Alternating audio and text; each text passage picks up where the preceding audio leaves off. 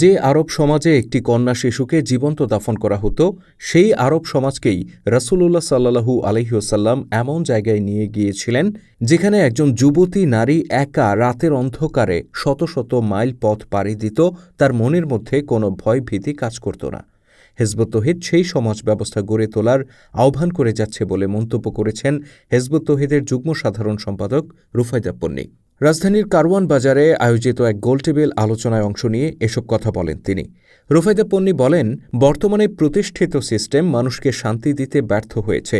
এই সিস্টেমের মধ্যে থেকে যতই সংস্কার করা হোক তা সমস্যার সমাধান করতে পারবে না। এর একমাত্র সমাধান হচ্ছে মানুষের সৃষ্টিকর্তা যিনি, তার দেয়া জীবন ব্যবস্থার আলোকে সমাজ ও রাষ্ট্র পরিচালনা করতে হবে, যেটা ১৪০০ বছর আগে রাসূলুল্লাহ সাল্লাল্লাহু আলাইহি ওয়াসাল্লাম করেছিলেন এবং ফলশ্রুতিতে জাহিলিয়াতে নিমজ্জিত আরব আলোকিত হয়ে উঠেছিল। তিনি বলেন, হিজবুত তৌহিদ মানুষকে আল্লাহর দেয়া সেই জীবন ব্যবস্থার দিকে ফিরে যাওয়ার আহ্বান করছে। রাসূল পাক সাল্লাল্লাহু আলাইহি ওয়াসাল্লাম ১৪০০ বছর আগে যখন এসেছিলেন, তিনি মানুষকে তৌহিদের উপর ঐক্যবদ্ধ করেছিলেন একটা কথার উপরে, দ্যাট আমাদের যাবতীয় যেই সিস্টেম, যে ওয়ে অফ লাইফ দিয়ে আমরা আমাদের লাইফটাকে গভর্ন করছি, এটা আমরা দেখতে পাচ্ছি যে আমাদের আসলে শান্তি দিতে পারছে না, পিস দিতে পারছে না, ইকুয়ালিটি দিতে পারছে না, সাম্য দিতে পারছে না, হিউম্যান রাইটস মানুষের ভায়োলেটেড হচ্ছে বারবার। ওয়ারেজ রাসূলুল্লাহ সেই কথাটাই বলেছেন যে আল্লাহর হুকুম দিয়ে যদি তোমরা জীবনকে পরিচালিত করো, সেটা be it your personal life, your social life, your economic system, your education system, your judiciary, penal code, everything will be governed by the one ordained by Allah. ওটা করতে পারলেই সেখানে শান্তি হবে। এবং ইট ওয়াজ প্রুভেন যে যেই আইএমএ জাহিলিয়াত বলা হতো ১৪০০ বছর আগে, আরবের যে সমাজটা এজ অফ ডার্কনেস বলা হতো, সেখানে দ্যাট সোসাইটি ওয়াজ এনলাইটেন্ড। তাদের এত ট্রান্সফরমেশন হয়ে গিয়েছিল যে যেখানে একটা ছোট একটা উদাহরণ দিব, যেখানে নারী একটা বাচ্চা সন্তান যখন কন্যা হতো, ছেলে হলে বাবারা উৎসব করতেন, আর মেয়ে হলে সেই মেয়েকে বাবা কাঁদতে কাঁদতে মাটিতে জীবন্ত কবর দিয়ে আসতেন, বিকজ তারা মনে করতেন এই মেয়ে বড় হয়ে আমার জন্য কলঙ্ক হবে, এই মেয়ে আমার জন্য একটা সমস্যার সৃষ্টি করবে, মাইট অ্যাজ ওয়েল ওকে এখনই I will just BARI her life. এবং সেই সমাজেই এমন একটা জীবন ব্যবস্থা, এমন একটা সোসাইটি তিনি এস্টাবলিশ করেছিলেন, যে সোসাইটিতে একা একটা নারী রাতের অন্ধকারে শত শত মাইল সে একা ট্রাভেল করতো, সেখানে তার সিকিউরিটির কোনো টেনশন করতে হতো না।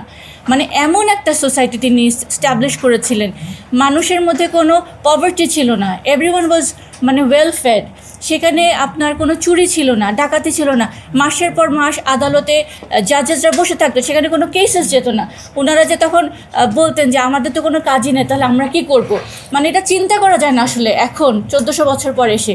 তো আমাদের কথা হচ্ছে, ইন দিস টাইম আমরা অনেক রকমের ওয়ে অফ লাইফ আমরা অ্যাডাপ্ট করেছি, আমরা ট্রাই করেছি, কোনোটাই আমাদের দিতে পারে নাই শান্তি। তো আমাদেরকে গোড়াতে ফিরে যেতে হবে। যিনি আমাদের সৃষ্টিকর্তা, হি নোজ দ্য বেস্ট, যে কীভাবে আমার লাইফটা গভর্ন করলে আমি এখানে সুখে শান্তিতে সমৃদ্ধিতে থাকতে পারবো।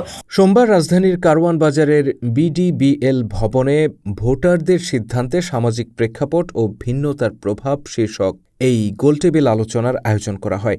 সেখানে বেসরকারি সংস্থা ইনোভেশন কনসাল্টিং এর সাম্প্রতিক একটি ভোটার জরিপ প্রকাশ করা হয়। জরিপের ফলাফলে বলা হয়, ভোটারদের পছন্দে দেশের ৮টি বিভাগের মধ্যে ৬টিতে এগিয়ে রয়েছে বিএনপি, বাকি ২টি বিভাগের একটিতে জামায়াতে ইসলামী এবং অপর একটিতে কার্যক্রম নিষিদ্ধ থাকা আওয়ামী লীগ এগিয়ে রয়েছে। ফাহিম মাসরুর এর সঞ্চালনায় আলোচনায় আরও অংশ নেন ড আসিফ শাহান, এনসিপি নেতা জ্যোতি রহমান জাকারিয়া, জামায়াত নেতা ড নকিবুর রহমান, বাংলা আউটলুকের ড অনন্যা রায়হান মুক্তাদির, বেসরকারি সংস্থা ব্রেইন এর ড শফিকুর রহমান প্রমুখ। জরিপের ফলাফল উপস্থাপনা করেন ইনোভেশন কনসাল্টিং এর রুবাইদ সারোয়ার। আলোচনায় সহযোগিতা করে বেসরকারি সংস্থা ব্রেইন ও ভয়েস অব রিফর্ম।